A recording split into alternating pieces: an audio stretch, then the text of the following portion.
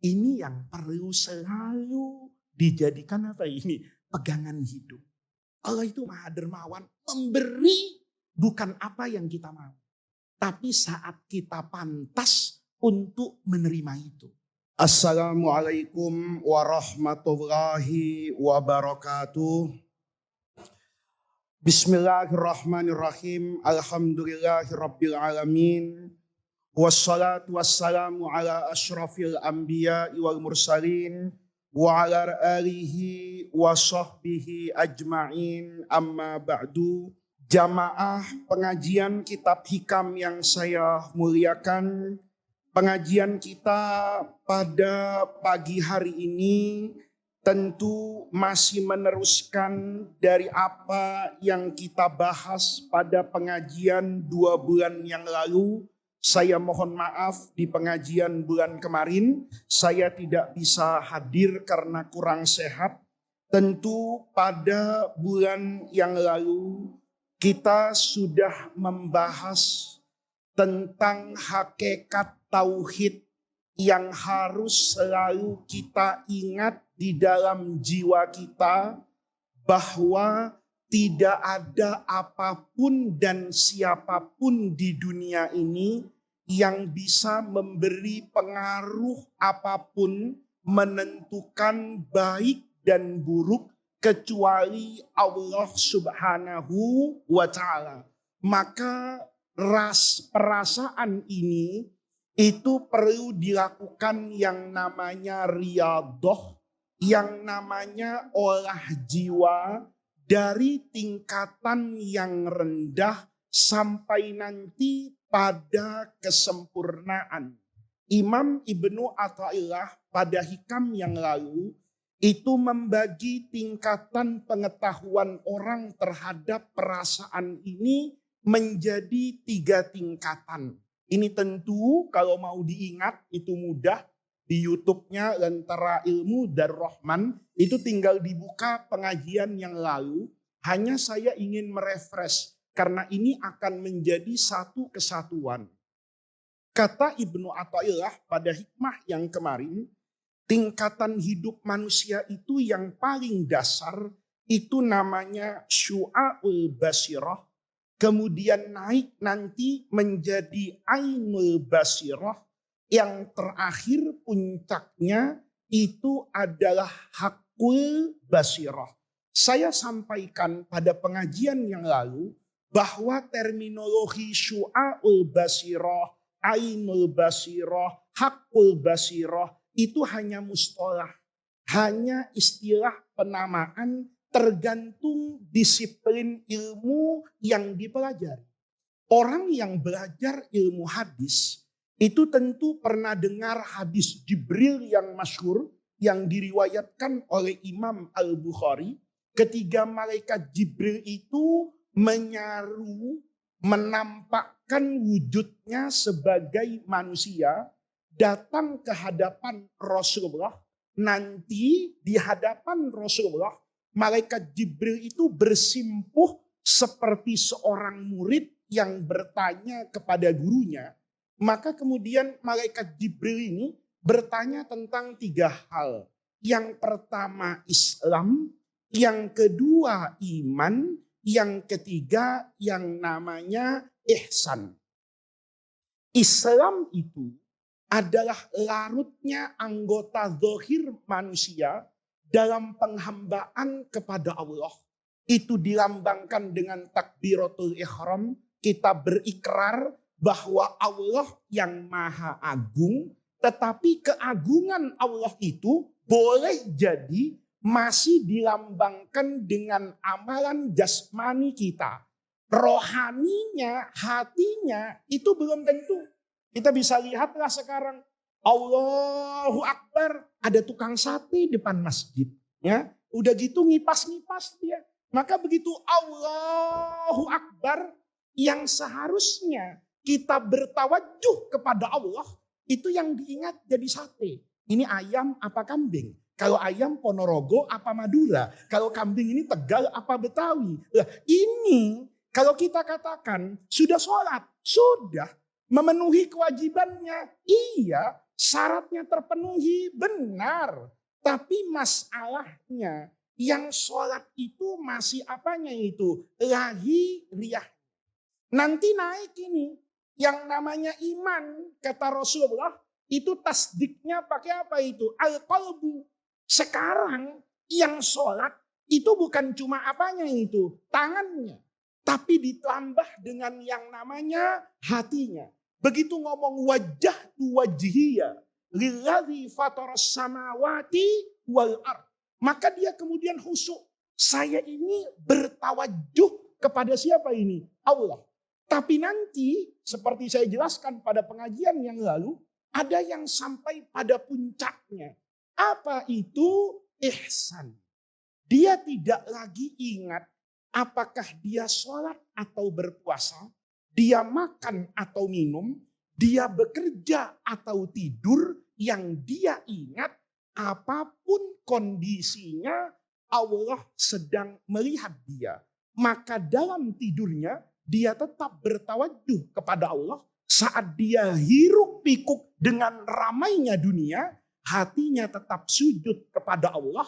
Ini namanya istilah dalam tasawuf al-fana. Semuanya hilang, semuanya melebur menjadi Allah Subhanahu wa taala puncak ingatan dalam hidupnya. Itu yang kemudian saya katakan ada dalam teori lain mengatakan ilmu yakin, ada namanya ainul yakin, ada namanya hakul yakin.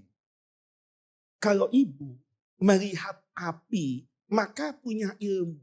Kalau api itu panas. Tapi pengetahuan kita itu masih sekedar api panas.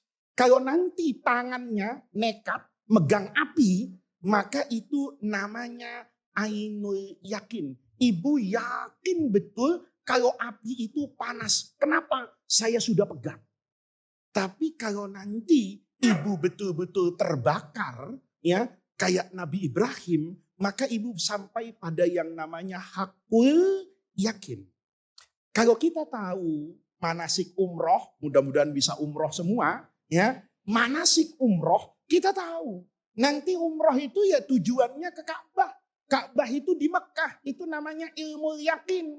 Karena tidak ada orang umroh ke Pondok Gede kecuali manasik, kan begitu. Tapi ilmunya mengatakan Ka'bah itu ada di Mekah. Begitu nanti sampai ini di Jeddah, maka boleh jadi lewat jalan tol itu menuju Mekah, itu nanti Masjidil Haram mulai apa itu? Kelihatan karena sekarang ada Zamzam Tower yang tinggi.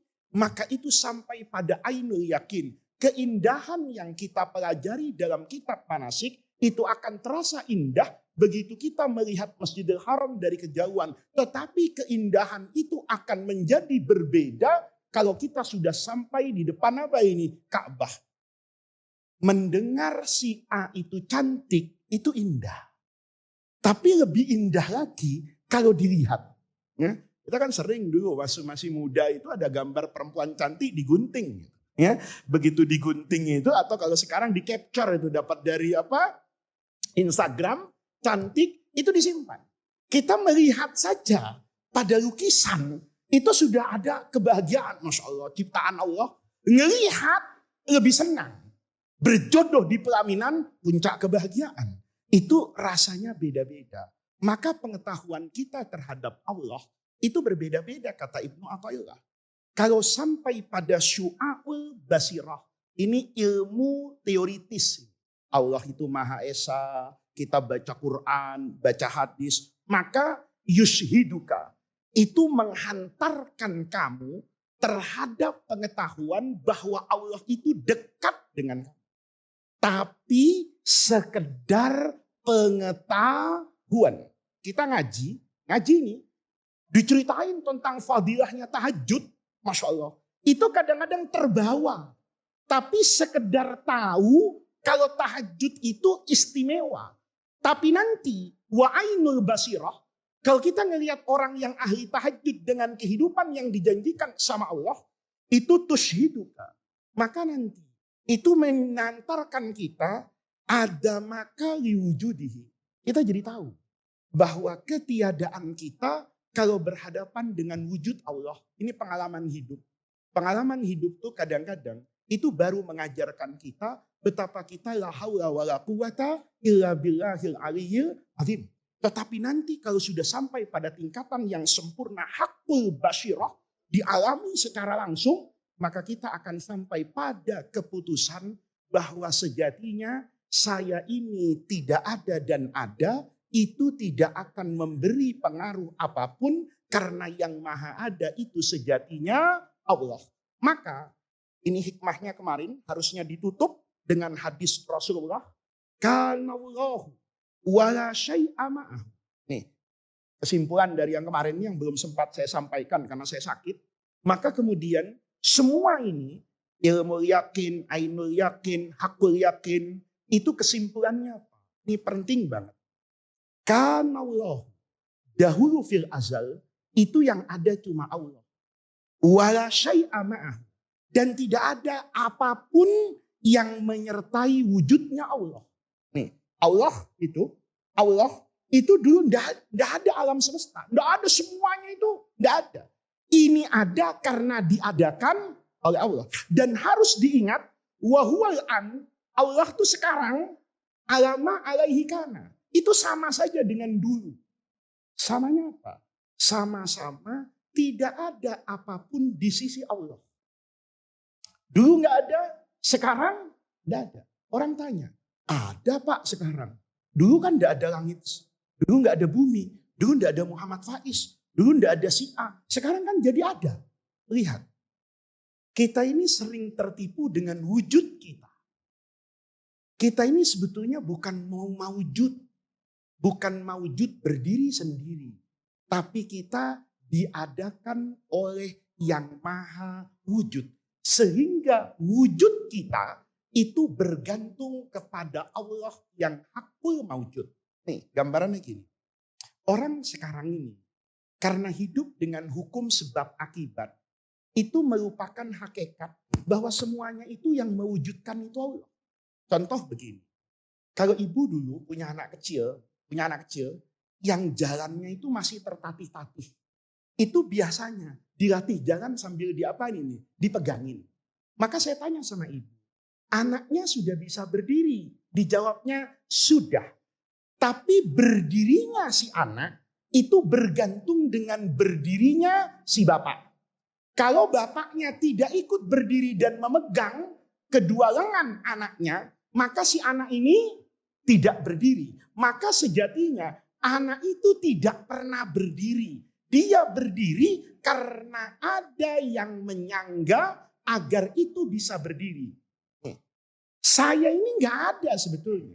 Saya ada ini karena diwujudkan oleh Allah yang maha ada. Artinya apa? Keadaan dan keberadaan saya itu sebetulnya keadaan dan keberadaan yang tidak sempurna. Karena saya ada kalau diwujudkan oleh yang maha ada. Kalau yang maha ada, yang bisa mewujudkan saya, itu juga yang bisa meniadakan saya, maka keberadaan saya dengan ketiadaan saya, itu pada kuasa Allah sama saja tidak berbeda. Allah mampu mewujudkan, maka Allah mampu meniadakan. Yang tiada menjadi ada, yang ada menjadi tiada, maka sejatinya yang ada itu hanya Allah.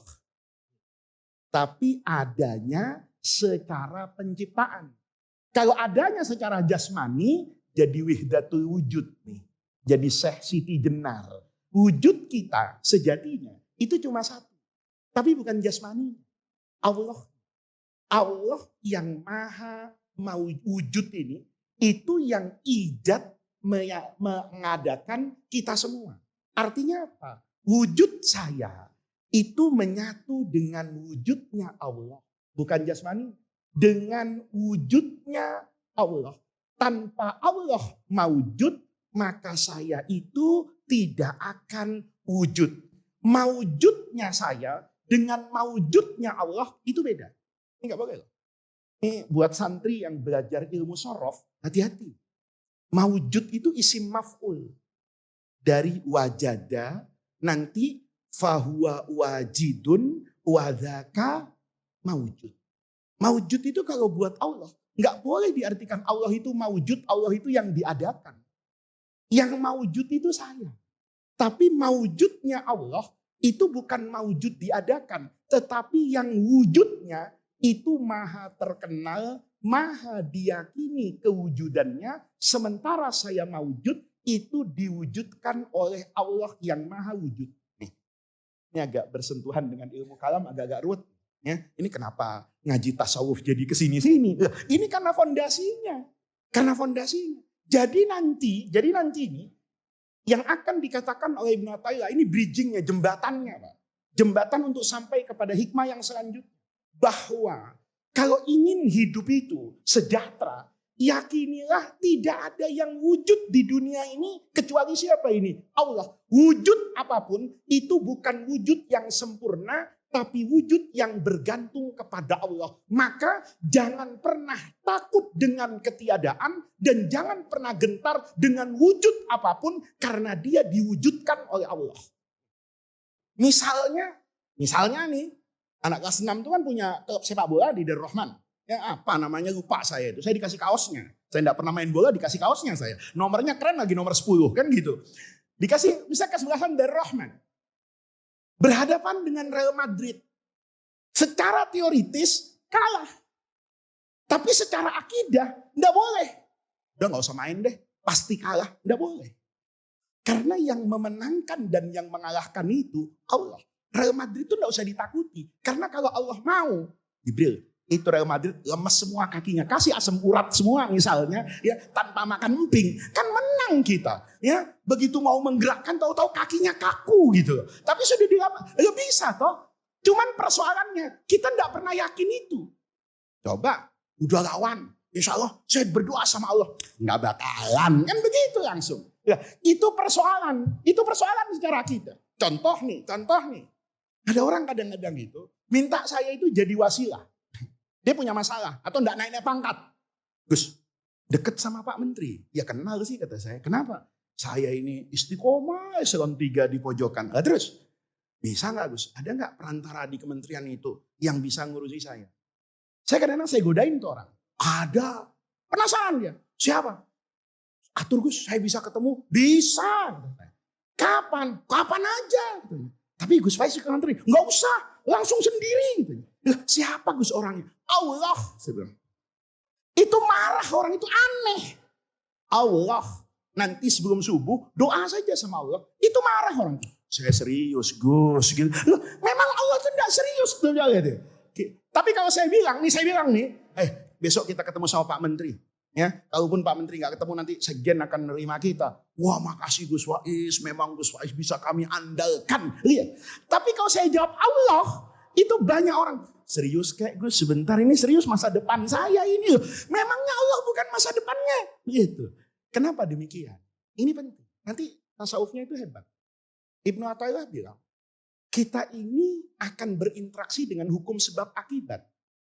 Mau pintar ya belajar. Mau kaya ya bekerja. Tetapi itu hanya sebatas ketundukan kita kepada Allah. Jangan sampai meyakini bahwa itu wujud hakiki. Yang mewujudkan saya itu Menteri A. Yang ngangkat saya itu si B. Jangan. Itu semua dari siapa ini? Allah. Kenapa berusaha? Itu lain perkara. Tapi tanamkan keyakinan bahwa semuanya itu tidak punya fondasi yang kokoh. Fondasinya itu cuma Allah. Allah pergi dari dia, runtuh. Nah, ini penting banget. Kalau sudah sampai ke sana. Ya, kalau Anda tanya, gimana Pak sampai ke sana? Saya juga belum sampai ke sana soalnya gitu. Saya masih percaya duit, ya kan? Masih percaya gelar, percayain. Sementara orang yang sampai di sana, itu yang namanya dalam tasawuf itu fana. Dia lebur hanya dengan sifat Allah keseluruhannya.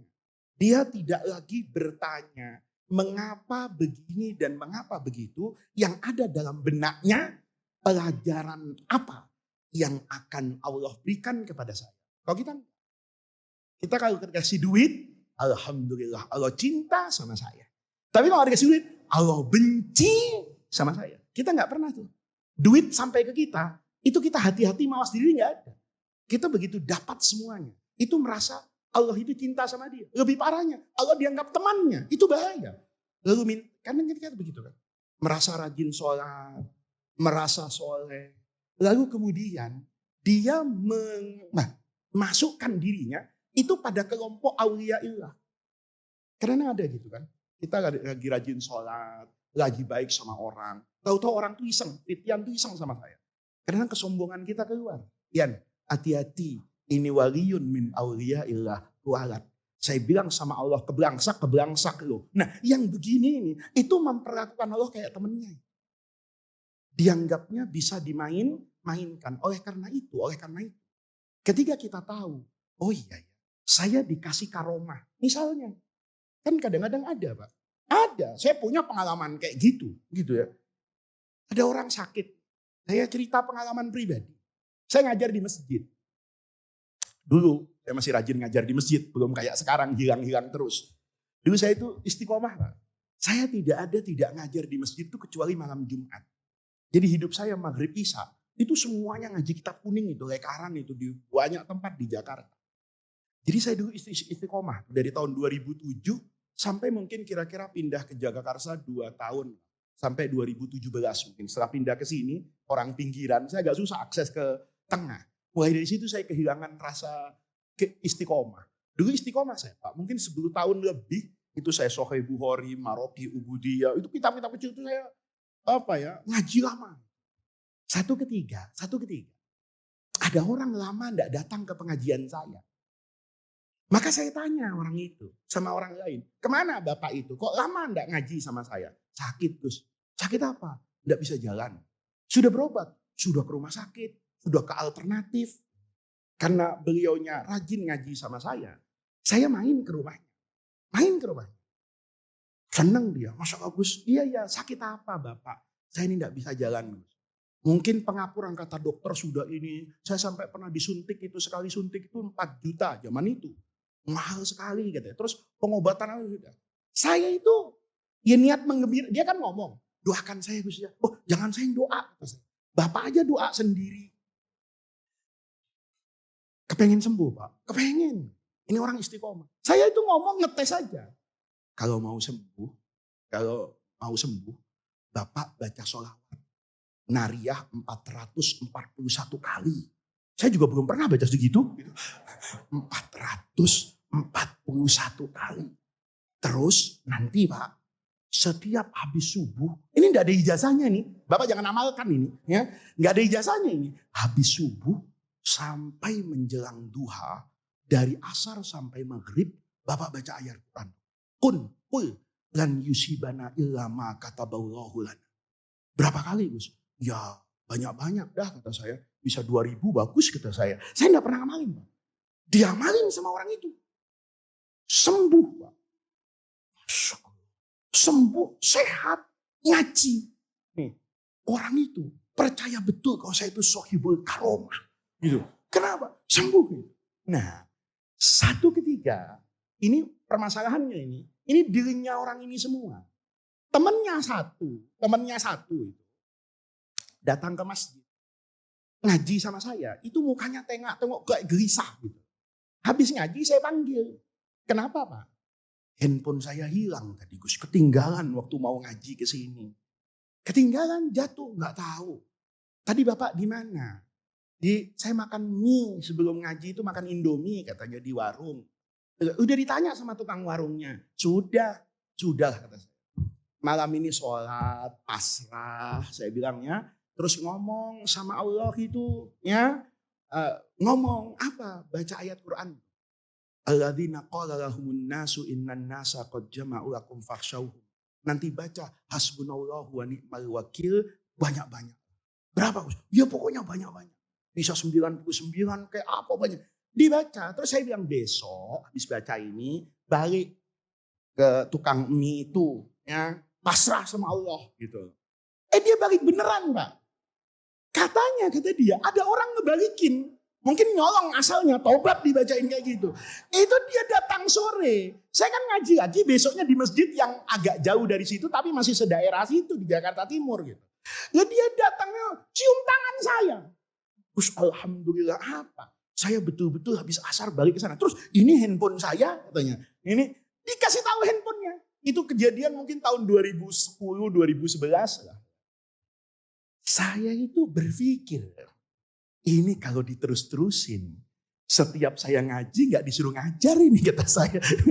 Kayaknya disuruh nyembur orang ini kata saya. Lihat nih.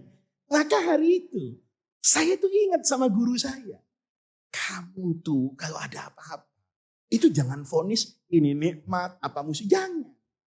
Pelajaran apa yang ingin Allah berikan kepadamu? Saya berpikir, pelajaran ini penting buat saya. Kalau ini saya nikmati, Masya Allah. Sekarang saya terima tamu di rumah ini rasanya. Ya kan, kenapa? Saya nikmati. Tapi saya tahu, ini ujian dari Allah. Kalau mikir-mikir amplop, enak yang begitu. Ya, nggak keringetan, nggak. Yuk Pak ngajar hikam ini, saya kan deg-degan depan Anda nih. Kalau salah ilmu bahaya ini. Artinya apa? Ketika saya ngajar kayak gini, itu kan otak saya dipacu ini. Untuk menarik semua pengetahuan yang pernah saya dapati. Itu kan saya tarik supaya saya sampaikan ke depan Anda. Kalau saya ngaji tafsir, ini makanya para pemirsa ini yang di TV ini ada yang salah paham. Kenapa Gus Faiz kalau ngaji hikam tuh enggak baca kitab aja? Kenapa enggak baca tafsir saja? Saya kepengen baca gitu, tapi saya ingat dulu nasihat guru saya. Kata guru saya, lebih bagus kitab itu kamu ambil pokoknya, keterangan lainnya enggak usah kamu baca. Tapi kamu sebelum ngajar, baca kitab yang terkait dengan pelajaran itu 20 kitab. Jadi kalau ngaji tafsir, itu ayatnya yang kita baca. Mufradatnya yang kita baca. Tapi saya tidak perlu mengajarkan tafsir Jalalain, kata guru saya kalau pengajian umum kayak gini. Tapi sebelum ngaji, saya punya kewajiban membaca 20 tafsir. 20 tafsir itu nanti saya olah menjadi seperti yang Anda lihat dan yang Anda dengar. Saya pikir-pikir ya, iya ya. Kalau ngaji itu kan repot, capek, tanggung jawabnya berat. Kalau timbang sembur-sembur gitu, kan enak. Kalau enggak makbul pun tinggal saya nyalain orangnya. Lu enggak ikhlas kali bacanya, kan gitu kan. Lu enggak bener kali bacanya, enggak segitu kali. Coba cek ulang. Kalau gini kan tanggung jawab besar. Tapi saya selalu ingat, ada apa-apa. Itu tanya yang pertama kali, pelajaran apa yang akan Allah berikan kepada saya. Maka kalau sudah seperti itu, maka kita itu menjadi nikmat. Kalau lagi enggak dikasih, pelajaran apa? Oh iya ya, Allah sedang ngajarin saya gimana caranya sabar. Ketika dikasih duit, Allah ngajarkan kepada saya gimana caranya bersyukur. Nah, kalau sudah kayak gini, itu maka yang ada di depan itu Allah. Gitu loh. Bukan apa ini? Bukan wasilah hidup ini. Nah, ini sebetulnya yang akan ditekankan oleh Ibnu Athaillah. Kalau kamu sudah sampai pada hakul basyirah, ya, maka kamu ujungnya itu tidak akan pernah melihat wujud sesuatu atau adamul wujud sesuatu itu kecuali yang dilihat siapa ini? Allah. Kalau sudah begitu, maka nanti orang yang sampai pada makom sufi ini itu selalu melihat orang lain itu dengan ainur rahmah. Karena apa yang terjadi di depan dia itu bagian dari Allah Subhanahu wa Ta'ala. Ngelihat orang bermaksiat misalnya.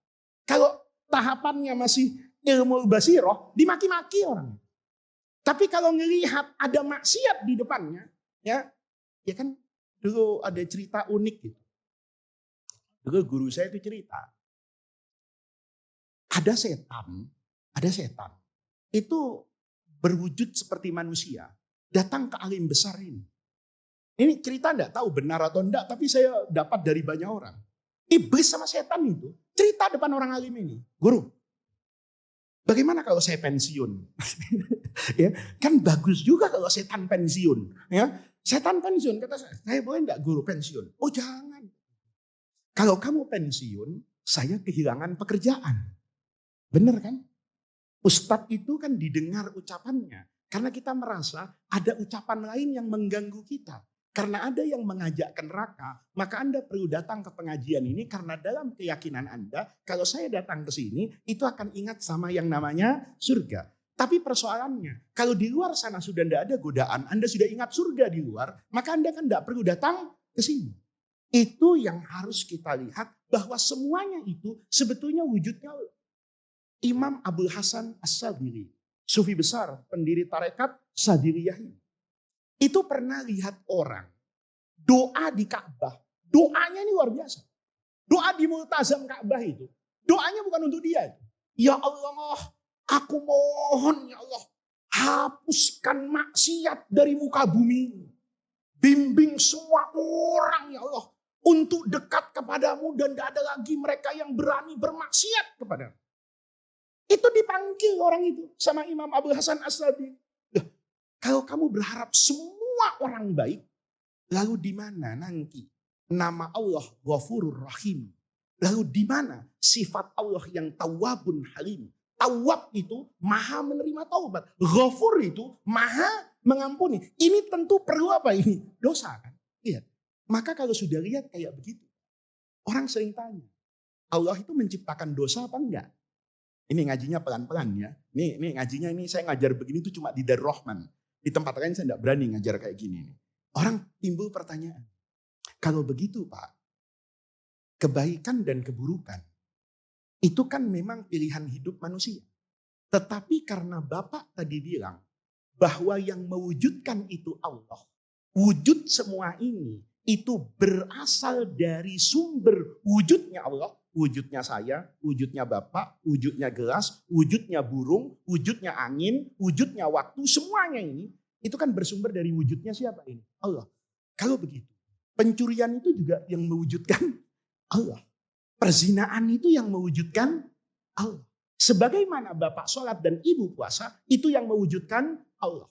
Nah, kata-kata ini yang harus hati-hati. Karena sejatinya, semua yang terjadi ini, itu cerminan dari Al-Asma'ul Husna.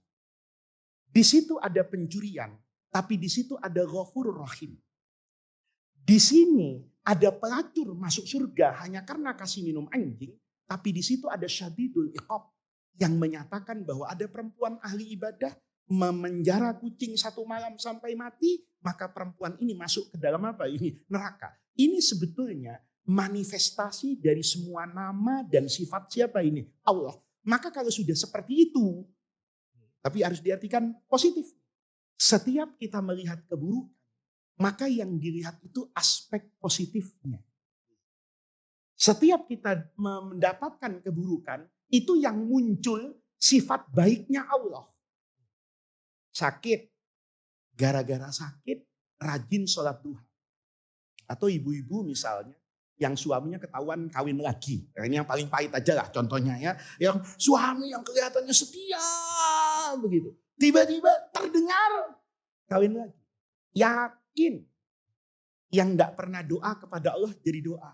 Ya Latif, ya Latif. Lembutkanlah hati suamiku agar kembali ke pangkuanku dan melupakan yang itu. Kan begitu tak? Nah ketika kita, oh iya ya, sudah lama saya ndak zikir ya Latif, maka Allah ingin menyebut lutfullah. Gimana?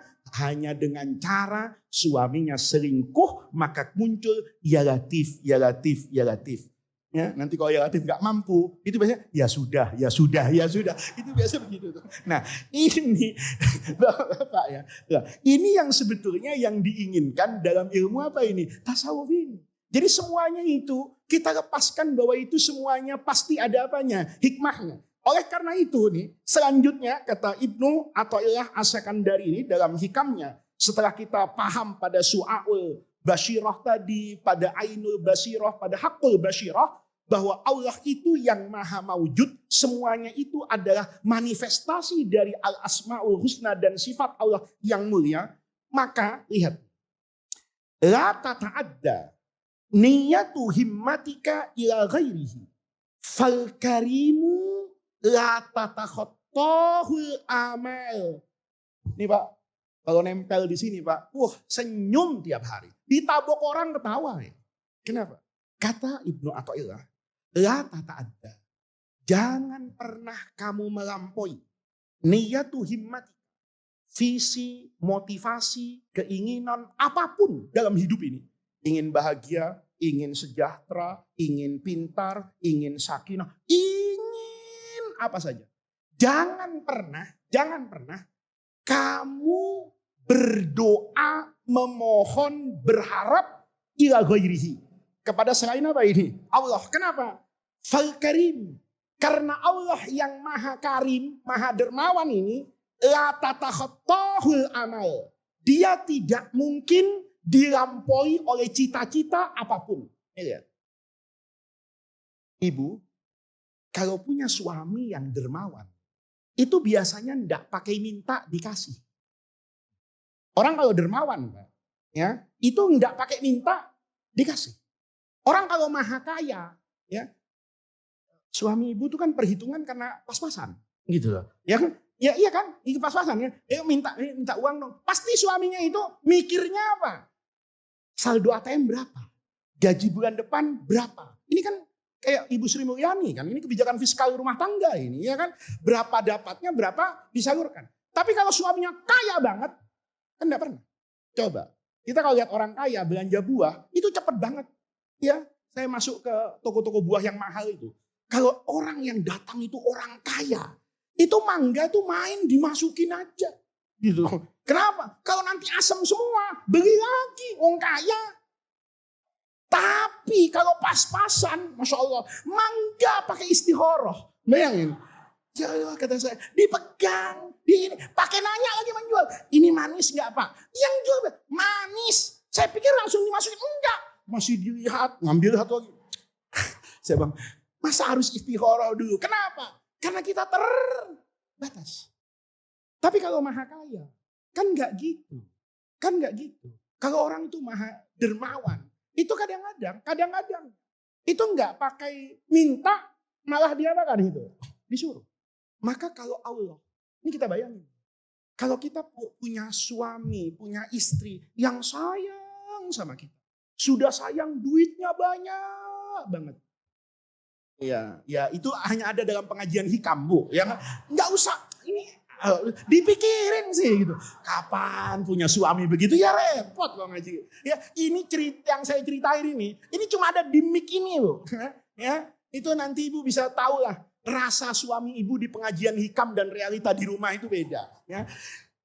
Bu nih, kalau punya kayak gitu tuh, ya suami yang kayak gitu, yang kaya banyak duitnya, itu kadang-kadang kita nggak mau dipaksa untuk mau, gitu. Bagaimana dengan Allah yang maha kaya? Bagaimana dengan Allah yang maha tahu? Apa Allah tuh nggak tahu kalau saya lapar? Tahu. Allah itu maha kaya, maha dermawan. Tapi ini bukan persoalan lapar dalam hidup ini. Di situ ada persoalan ketundukan. Di situ ada persoalan penghambaan. Di situ ada banyak persoalan yang membuat kita nanti kalau lewat itu semua jadi baik. Maka sejatinya ketika kita yakin Allah, ya, itu harusnya kita tidak usah pernah berharap aneh-aneh ke yang lain. Satu contoh nih. Kita kalau diundang orang nih, yang undang orang kaya. Begitu waktu makan, tenang. Antrian masih panjang, tenang. Kenapa? Dia motong sapi 5. Nih, motong sapi 5. Ya, saya kalau di Saudi itu, kadang-kadang kaget. Itu kambing bakar itu, kadang-kadang ada 5 di rumah. Yang datang itu 15 orang. Saya bilang, ini acara kok orang-orang masih sepi. Kata teman saya yang Arab, memang segini yang saya undang. Loh, kita 15 kambingnya 5. Bayangin, 15 kambingnya 5. Berarti satu orang itu bisa dapat berapa? 15 kali. 3 orang. Sementara kita di Indonesia satu kambing satu RT. Gitu loh. Itu persoalannya. Gitu. Ya, makanya teman-teman yang sekolah lama di Saudi dan banyak duitnya. Itu kalau pulang biasanya berantem sama istrinya. Atau sama ibunya. Kenapa? Makannya nggak tanggung-tanggung. Biasa makan ayam sendirian 1 ekor itu. Gitu loh. Sendiri begitu pulang ke Indonesia, 1 ekor ya 1 keluarga. Gitu. Lihat. Saya pikir-pikir, jadi ketika itu kambing banyak, kan kita tenang. Kenapa kita tenang? Karena kita tahu yang ngundang ini orang kaya. Banyak, tenang. Kiai itu kalau yang ngundang orang kaya, itu ceramahnya tenang, anteng. Kenapa? Tahu dia. Ini kalau saya 1 malam di sini, ini pasti amplopnya ditambahin ini, pasti. Ya itu kan manusiawi. Kalau kita bisa membayangkan itu kepada manusia, nista betul hidup kita ini. Kenapa kita kemudian tidak memandang itu kepada siapa itu? Allah. Nah, ini penting. Kita ini jangan pernah curhat itu kepada selain siapa ini?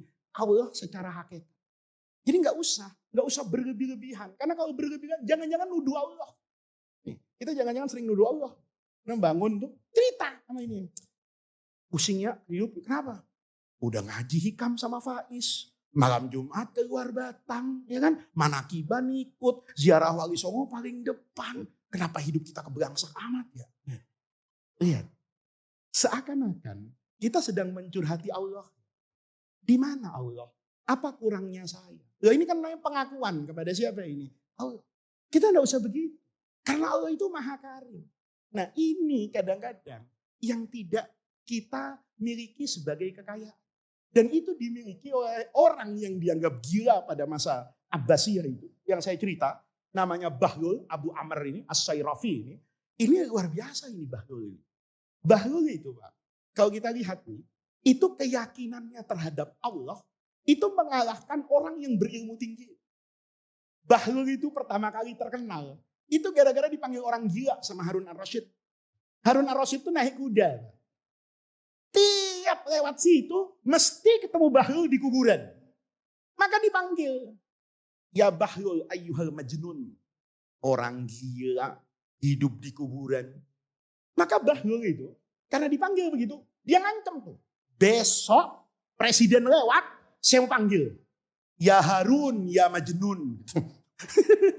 Jangan dipraktekin. Ya, ini presiden bilang, ya Bahlul, ya Majnun. Wah, dibilang Majnun gua katanya. Besok nih, itu lewat Harun. Betul-betul Bahlul itu nunggu di pinggir jalan. Dia katakan, nggak pakai ya Amirul Mukminin. Ya Harun, ya Majnun. Yang ngerem dia. Masya Allah, siapa nantangin saya? Ya kan? Kata Harun, Madza taqul? Ya Harun, ya Majnun. Harun tuh gak terima. Kata Harun, yang Majnun tuh kamu. Maka kata Bahlul, ayo kita tes. Harun, dia panggil presiden. Harun, ayo kita tes. Ayyunal Majnun. Siapa di antara kita ini yang Majnun? Qasruka hadza zairun. Dia tunjuk tuh, istananya kan megah di atas. Dia tunjuk. Istanamu itu zail. Wahada baqin. Kuburan ini abadi. Istanamu itu tidak menentukan apa-apa. Tapi kuburan ini kata Sayyidina Utsman, awwalu mansilatin min manasilil akhirah. Fa inna jafihi fama ba'dahu aisaru min. Fa illam yanju fihi fama ba'dahu asyad. Kata Bahlul, istanamu itu hilang. Sementara kuburan saya ini abadi. Istanamu itu tidak menentukan apa-apa. Sementara kuburan ini sangat menentukan. Kata Utsman bin Affan, kalau kamu selamat di kuburan, maka langkahmu menuju akhirat itu jauh lebih mudah lagi. Tapi kalau kamu sudah tidak selamat di kuburan, maka setelah kuburan itu jauh lebih dahsyat dan lebih kejam.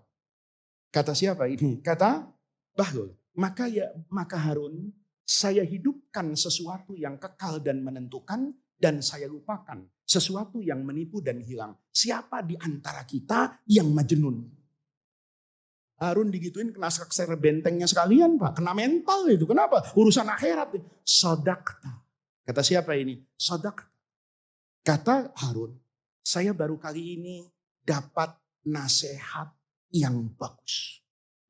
Ini nasihat memang harus begitu Pak. Ulama dulu itu kalau ngasih nasihat itu singkat padat.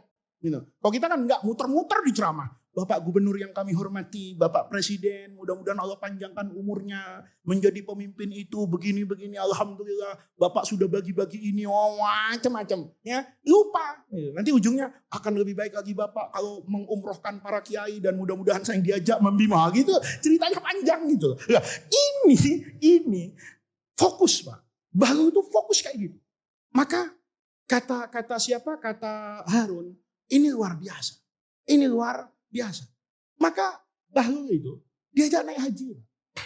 Masya Allah, Amirul Hajj. Ya kan? Kata Bahlul, kata Harun, saya mau pergi haji. Dan saya butuh nasihat yang luar biasa. Nasihati saya yang paling berharga ketika haji. Berangkat Pak Haji. Selesai berangkat nih, haji ini, Harun itu ngelihat orang apa itu? orang wukuf di Arafah. Kan tumpuk jemaah haji di situ. Kata Harun, Bahlul, sekarang saatnya kamu ngasih tausiah. Al-mau'izatul hasanah min Syekhul Islam Bahlul ini. Lihat. Kalau saya mungkin, ya Amirul Mukminin, ini adalah ibadah haji, ini adalah hari yang azim, hari-hari macam-macam lah. Fadlu yaumi Arafah. Bahlul itu nasihatnya singkat, tapi membuat Harun itu tidak bisa tidur. Kata Bahlul, ya Amirul Mukminin, mereka yang wukuf di Arafah ini nanti di akhirat, itu hanya ditanya dengan urusan mereka masing-masing. Tapi engkau ayyuhal Harun tidak akan masuk surga atau neraka sampai kamu diminta pertanggungjawaban semua yang kamu lihat dan lebih banyak yang belum kamu lihat. Kata Harun, sodakta, benar. Pulang ke Baghdad, nggak bisa tidur Harun itu. Ya, kenapa? Masya Allah, kata Harun, lama saya masuk surga. Dari situ banyak ulama mengatakan Harun ar-Rasyid itu menjadi mulai zuhud, menjaga jarak dengan dunia karena nasihat yang dia lihat. Maka dia merasa, ya Allah, saya 2 kali ketemu Bahlul, itu jadi orang baik. Maka dia datang ke Bahlul itu, nyari lagi di kuburan. Kata siapa? Kata Harun, Bahlul, saya sudah menerima 2 kebaikan dari engkau. Sementara engkau belum pernah menerima kebaikan dari saya. Fasalni. Maka saya minta Bahlul, kamu sekarang minta apa, saya kabulkan.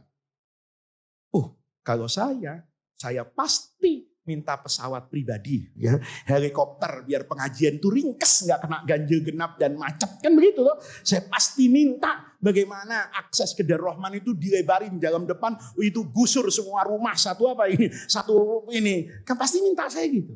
Kata Harun, minta kamu sekarang. Karena saya jauh menjadi lebih baik karena nasihatmu. Kamu minta saya sekarang, saya kasih apa saja.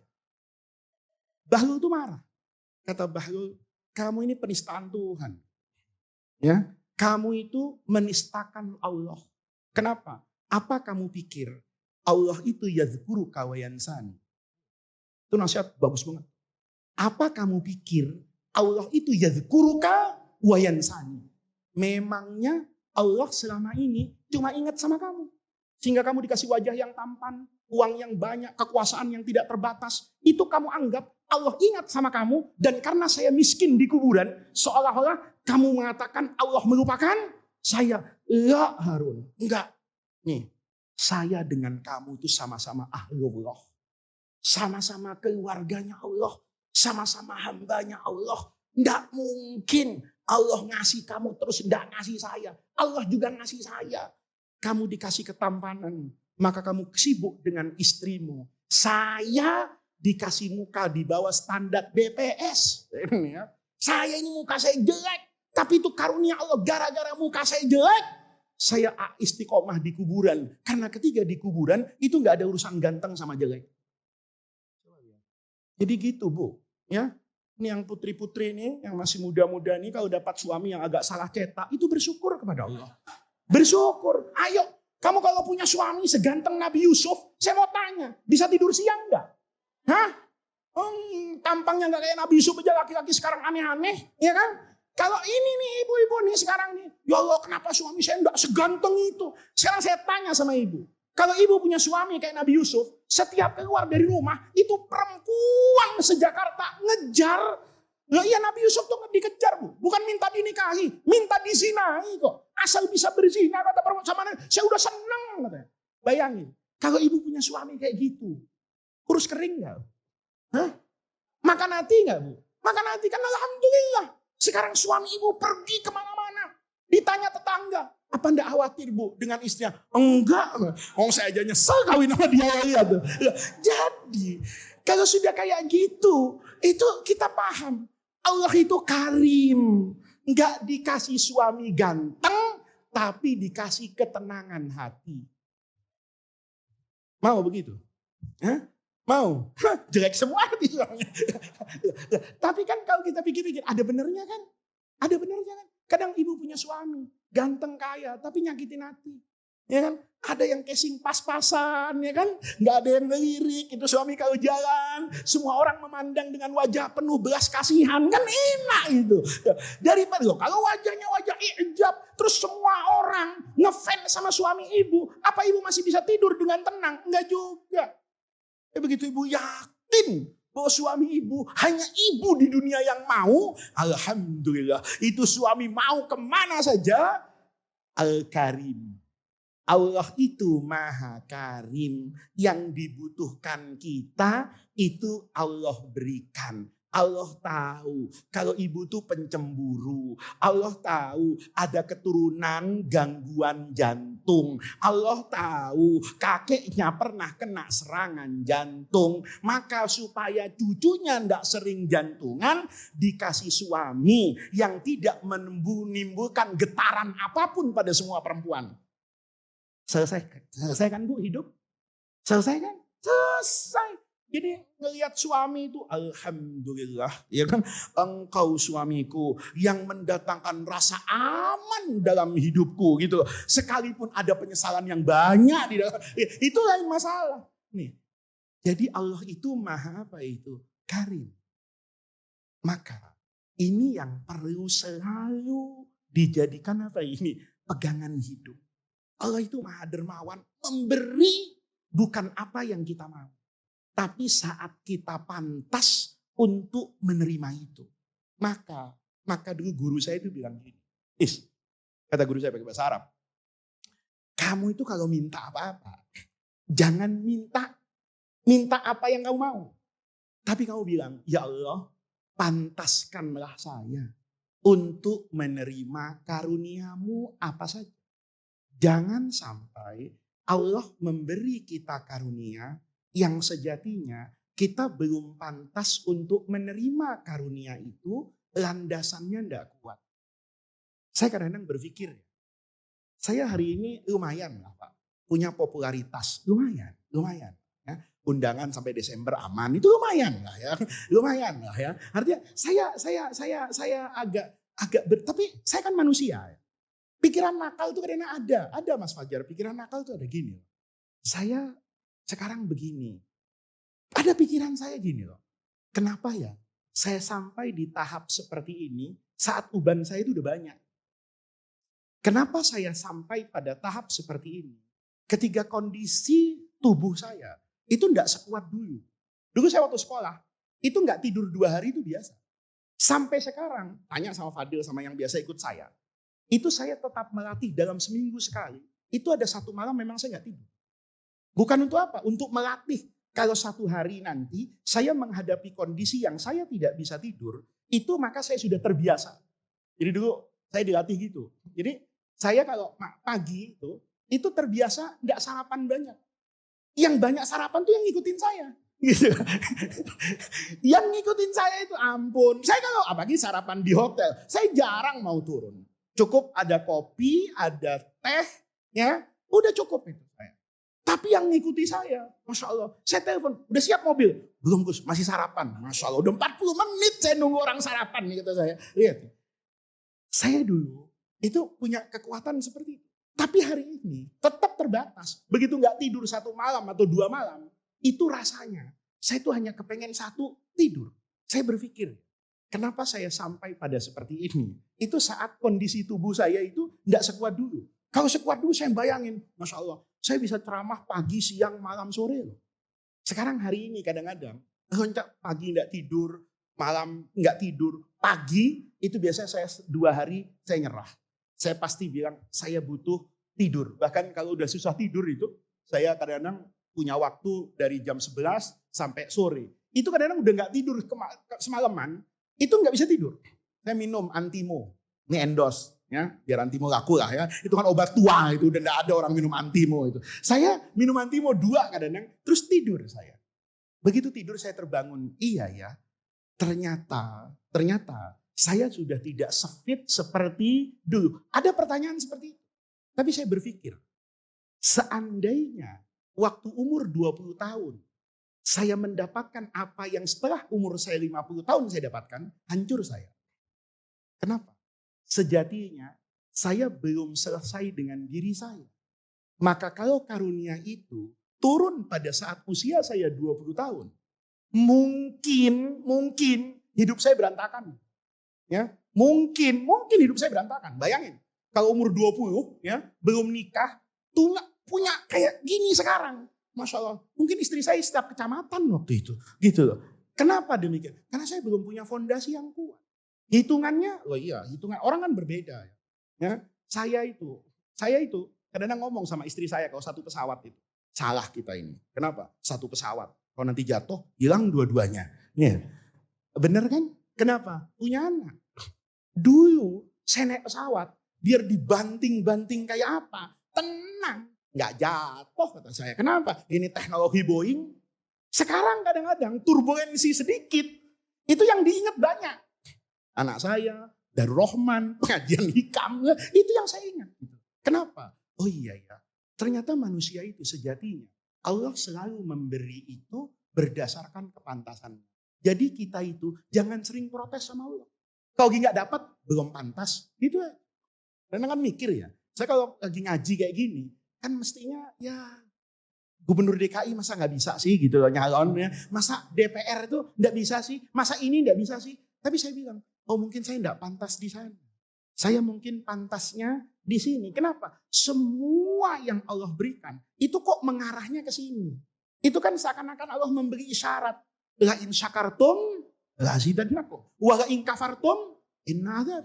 Maka oh ya, berarti di sini. Di sini aja. Ketika di sini saja, itu saya bilang Allah itu Maha Karim. Saya kadang-kadang tuh bercanda sama Fadil. Ya, kadang-kadang kita naik mobil, itu dikawal sama polisi. Dikawal polisi yang benar, ya, pakai PJR yang benar, standar menteri. Yang masuk ke tol itu enggak pakai bayar gitu. Saya bilang sama Fadil, ya, ini kita sudah jadi kayak menteri kan. Oh ternyata kayak menteri itu begini rasanya.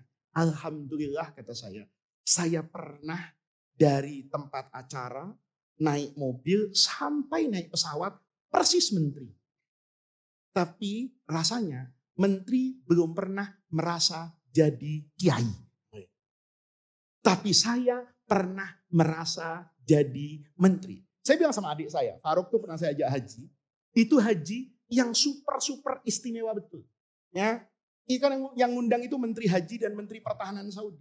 Itu haji saya, itu turun dari pesawat, itu enggak lewat bandara.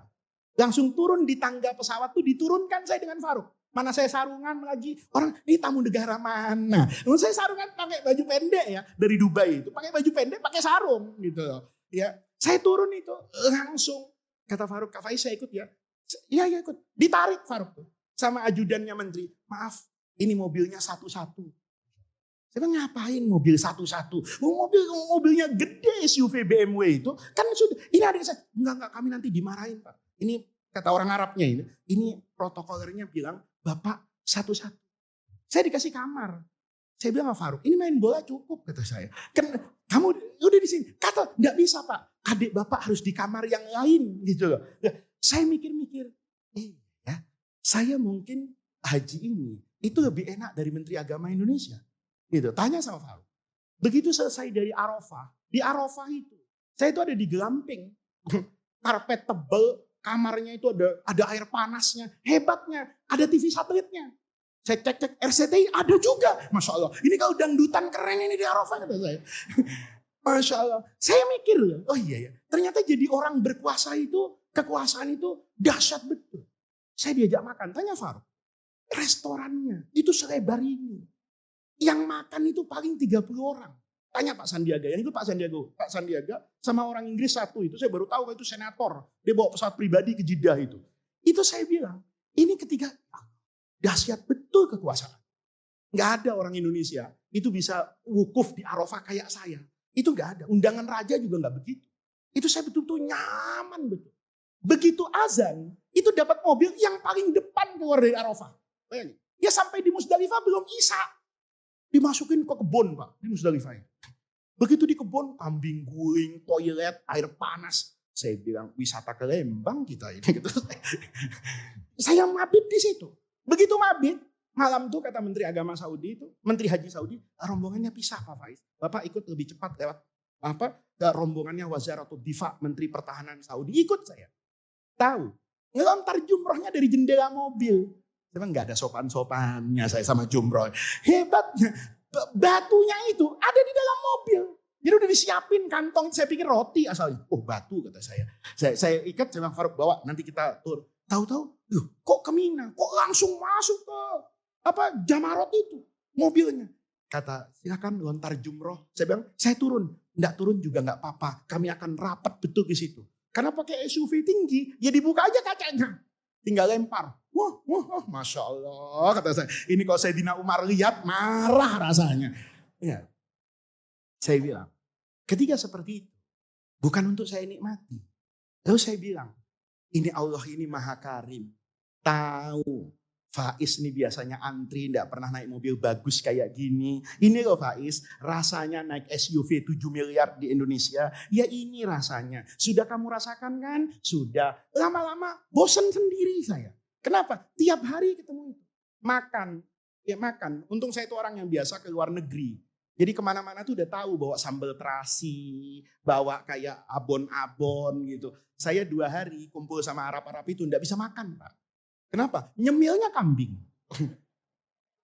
Kurma itu dikasih tahu saya, ini kurma mahal Pak. Ini kurma nggak ada di toko. Saya cium-cium. Kok bau sate kambing ya kurma ini? Ternyata kurma itu diolah dengan olahan apa itu? Kambing. Jadi rasanya itu unik. Saya makan kambing lagi, kambing. Wah pulang bandot saya kata saya. Nah, itu namanya Allah Maha apa itu? Karim. Ini bukan saya mau pamerkan. Allah tuh Maha Karim. Ketika kita menerima itu bukan kemudian saya bermimpi jadi itu. Oh ya, sudah. Saya sudah merasakan itu. Dan saya perlu bersyukur karena yang itu tidak pernah merasakan ngaji hikam kayak begini. Saya ngerasain jadi menteri, sudah. Tapi saya bercanda sama menteri, Pak Menteri tidak bisa merasakan jadi saya. Coba sekarang, menteri datang ke sini ngaji hikam, kan bingung dia mau ngomong apa. Iya kan? Lihat. Tapi saya diperlakukan seperti menteri, sudah. Di bandara yang tidak pakai diperiksa, itu udah. Berkat apa? Berkat TikTok. Gitu kan. Enak saya di Soekarno-Hatta itu, tahu-tahu ada orang salaman. Gus Faiz ya? Iya. Alhamdulillah Gus, saya muridnya. Oh iya, alhamdulillah murid di mana? TikTok. Oh udah, oke. Lihat nih. Lalu saya diajak, ayo Gus, kita ke sini. Oh iya. Saya bilang, saya mau ke atas dulu, ini kan pemeriksaannya panjang. Nggak usah Gus, kita ngopi aja di sini. Saya mau boarding. Tenang. Saya baru tahu. Kalau dia itu petinggi di Terminal 3 Bandara Soekarno-Hatta. Dia lewat, orang tuh, Pak, saya asalnya nggak mungkin dia hormat sama saya. Kalau saya sering lewat orang ini nggak pernah hormat. Pasti hormat sama yang ini. Iya kan? Oh iya. Ternyata jadi orang VVIP itu kayak begitu. Saya rasa. Dan itu harus saya pahami. Allah itu karim. Apa yang pantas diberikan, itu diberikan.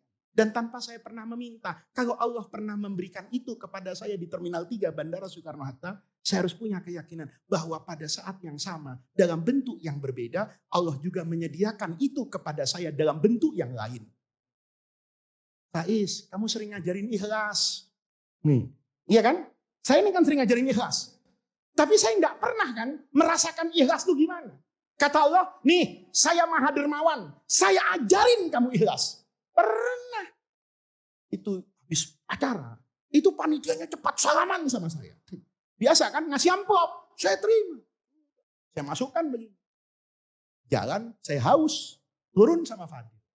Bil, bayar uang cash saja ini ada amplop kata saya.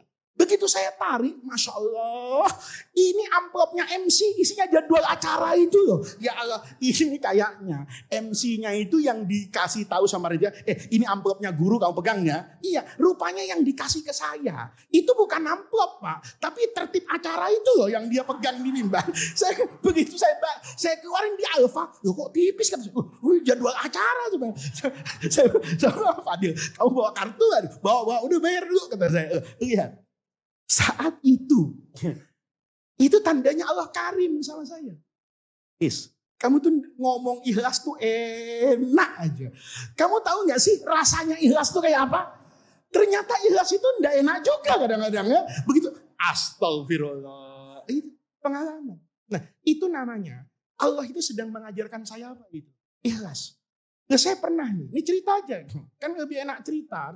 Artinya apa yang kita alami itu ya, ini kita amalkan. Saya pernah betul-betul enggak bawa uang. Memang Allah itu adil. Saya tuh enggak bawa uang. Kata saya, yang ngundang saya. Ini orang hebat, tim suksesnya orang hebat. Saya nggak cerita lah. Begitu dia, ini saya bukan diundang beliau sekali dua kali. Berkali-kali. Ngaji. Begitu selesai ngaji, orang ini salaman. Orang ini salaman biasa. Terus dia ngasih apa itu? Goodie bags. Gitu loh, goodie bag. Saya pikir, ini agak beda ngajinya. Ini kalau pakai goodie bag, ini tebal sekali rasanya. Ya kan? Mungkin kan nggak pantas diserah terimakan dalam bentuk besar, maka ditaruh di goodie bag. Gitu. Maka saya itu, ampun-ampunan itu di jalan. Anak saya WhatsApp. Bi, saya mau beli ini. Beli? Kenapa? Sekantong uang kata saya.